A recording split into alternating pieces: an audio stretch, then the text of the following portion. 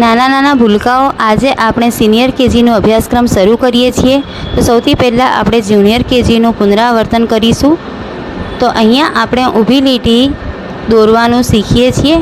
તો તમે જોઈ શકો છો કે કેવી રીતે ઊભી લીટી દોરાય છે। એવી રીતે તમારે પણ ખાનાવાળી નોટમાં ઊભી લીટી દોરવાની છે।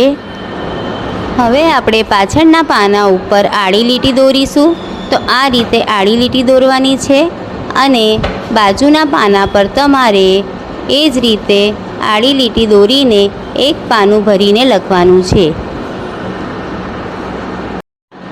હવે આપણે પાછળના પાના પર ડાબી ત્રાંસી લીટી કરીશું। તો આ રીતે એને ખૂંટવાનું છે એક પાના પર અને એની બાજુના પાના પર નાની નાની ત્રાંસી લીટી બનાવવાની છે। એક એક ખાનામાં લખવાનું છે સારી રીતે અને એક પાનું ભરીને લખવાનું છે।